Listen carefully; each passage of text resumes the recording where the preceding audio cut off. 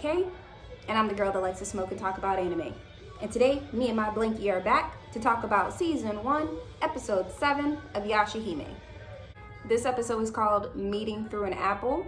This was a good filler episode that filled in the answers to a lot of questions that I had and kind of let me see where the upcoming episodes might be headed. So at the beginning of the episode, we see that Towa has decided that she is going to help Setsuna and the Demon Slayers. No surprise there. We also are reintroduced to our second peril, and her name is Kyuki.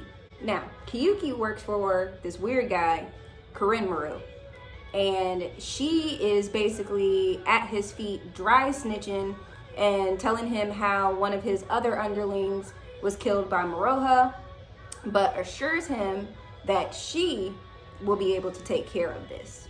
She is probably going to regret that statement later. Meanwhile, back in Kaede's village, Setsuna decides to ditch her older twin sister and go off with the Demon Slayers alone. This, of course, hurts Towa's feelings when she finds out, but she decides to fill her time with trying to go find the dream butterfly on her own. This immediately made me cringe only because while powerful, she doesn't know enough about this era or this time period to kind of be running off on her own, to me anyway. And then we kind of see why. As Towa's off down the road, she runs into Riku. Riku is a cute little pirate who has apparently been abandoned by his master. Towa shows him a little bit of kindness. They eat a lunch together, but Riku has this very interesting earring that he flicks that allows him to control certain aspects of water. And I'm wondering, is that like the blue rainbow pearl? So is he also one of the four perils, or does he have something to do with any of that?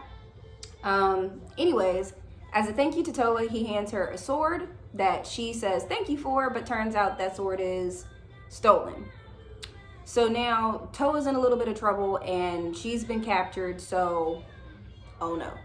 Once captured, Towa seems to end up back at the palace that we saw from the original episode and most of the trailers that were released before the show started. Basically, the leader of this palace and the little old man want Towa to tell them the fate of their kingdom, which she really doesn't want to do.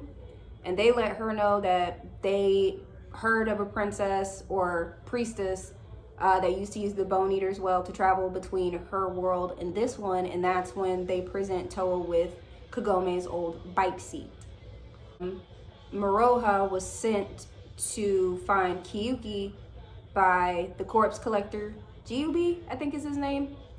So her and Setsuna end up meeting up, so we're off. So before Moroha and Setsuna make it to the palace, they encounter Fubuki. Cute name for a very large polar bear demon thing.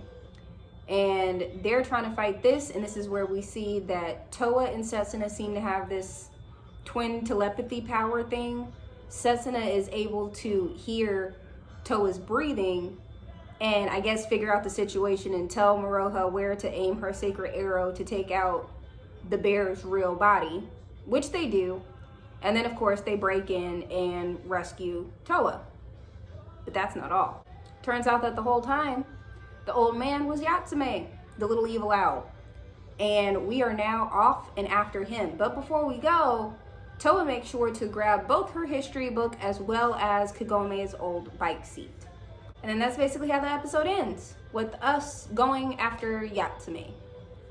But the major part of this episode to me was in the peek that we got at the next episode. So in the sneak peek, there were two major things, or three major things to me. The first one is the fact that we see the corpse collector, Gyubi, with Riku at that very first part at the beginning. You don't see his full face, but you do see like the back of his head, and you see them together, which makes me wonder. I don't think the corpse collector is who he says he is, because why would you be with a pirate that seems to have one of the rainbow pearls? It just all seems like a possible setup. So I wonder, is the corpse collector working with the perils, hoping to take the girls out? But he's sending them there as well, so I don't know. Maybe this is some sort of test on both ends, like to see how strong the girls are, but also to test his own perils he works with. I'll marinate on that and come back to that later.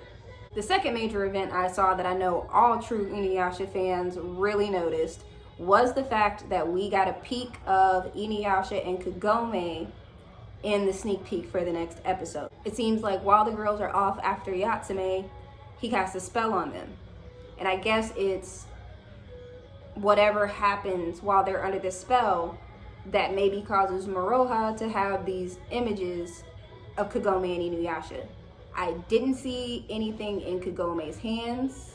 I didn't see a baby or anything like that. But at least I finally saw them within this series.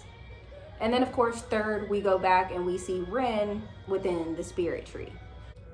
So the series is getting to the point where we're starting to have a couple more scenes and introductions of people that have us kind of sitting back and scratching our head. Right now, I'm really side-eyeing the corpse dealer. I'm not sure exactly who he is, but I know he's not who he told the girls he was. And I'm interested to know what his relationship with Riku the pirate is. And I don't think it's a coincidence that Riku ran into Toa while she was on her search for the dream butterfly. And I don't think it's a coincidence that it leads to an encounter with Yashahime and subsequent spells being cast on them. Really excited to see what happens. I really cannot wait for the next episode to be released so I can hopefully see my gang again, or at least Kagome and Inuyasha finally in this series together. And I can't wait to see what Moroha's reaction is to whatever that vision, the complete vision, may be. So I hope you guys will be with me for my next couple of episodes. And if you wouldn't mind, I would really appreciate it if maybe you guys would like and subscribe to my page. See you guys later.